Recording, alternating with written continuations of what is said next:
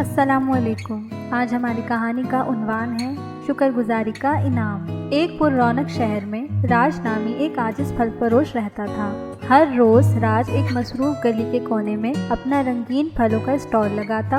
उसके फल हमेशा ताज़ा रहते थे और इसकी हसीन मुस्कुराहट जिंदगी के तमाम शोबों से ग्राहकों को अपनी तरफ मुतवज्जा करती थी। एक दिन सुबह जब राज अपने स्टॉल पर फलों को सजा रहा था, उसने एक नौजवान लड़के समीर को देखा जो भूखा और परेशान दिखाई दे रहा था। समीर स्टॉल के करीब पहुंचा, लेकिन उसने कोई फल नहीं मांगा। इसके बजाय वो आंखों में तरसते हुए रसीले सेबों और पके हुए आमों को देखता रहा। राज ने लड़के की भूख को महसूस करते हुए इसे एक सेब पेश किया। मीठा तोहफा कबूल करते ही समीर की आंखें खुशी से चमक उठी। उसने फौरन ही सेब खा लिया और राज का तहे दिल से शुक्रिया अदा किया। मेहरबानी के इस छोटे से अमल ने समीर पर एक गहरा असर छोड़ा। उसने अहद किया कि वो किसी दिन राज की मेहरबानी का बदला चुका देगा। वो जानता था कि उसके पास ज्यादा कुछ नहीं है, लेकिन वो अपना शुक्रिया अदा करने के लिए पुरअज़म था। जैसे जैसे हफ्ते गुजरते गए, समीर ने राज के स्टॉल पर बाकायदगी से जाना शुरू कर दिया। एक ग्राहक के तौर पर नहीं,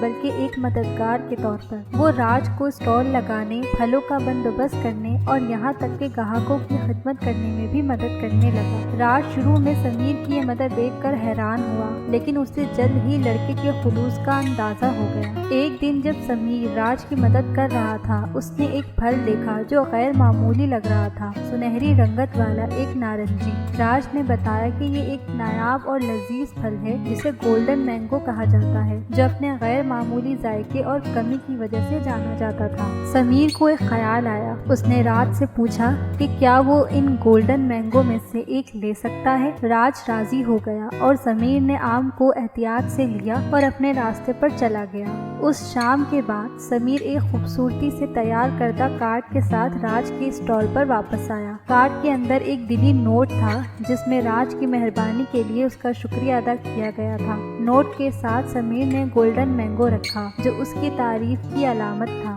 समीर के इस तोहफे से राज को बहुत खुशी हुई। उसने मैंगो को मुस्कुराहट के साथ कबूल किया और समीर के इस तोहफे का शुक्रिया अदा किया। ये शुक्रगुजारी का इनाम था, जिसका मतलब राज के लिए किसी भी मादी मलकियत से ज्यादा था। साल गुजर गए और समीर बड़ा होकर एक कामयाब ताजिर बन गया। वो राज की मेहरबानी, फल फरोश और सखावत की शुक्रगुजारी के असबाब को कभी नहीं भूला जो उसने राज से सीखे थे। एक दिन समीर उस शहर वापस आया। उसका अपना एक नया फ्रूट स्टॉल था जो राज के स्टॉल की तरह रसीले फलों और मीठी मुस्कुराहटों से भरा हुआ था, और उसने राज को खैराज तहसीन पेश करने के तौर पर अपने स्टॉल का नाम राज फ्रूट हेवन रखा, जिसने उसे मेहरबानी का हकीकी मतलब सिखाया था। राज जो अब रिटायर हो चुका है, समीर के स्टॉल पर गया और खुशी से हैरान हो गया। उसने महसूस किया कि उसकी मेहरबानी का सिला दौलत की शक्ल में नहीं, बल्कि एक नौजवान की शक्ल में आया है जिसने उसे आगे अदा करना सीख लिया था। राज के फलों की पनाहगाह शुक्रगुजारी की ताकत और एक नस्ल से दूसरी नस्ल तक एहसान के कामों को मुंतकिल करने और खूबसूरती की अलामत बन गई।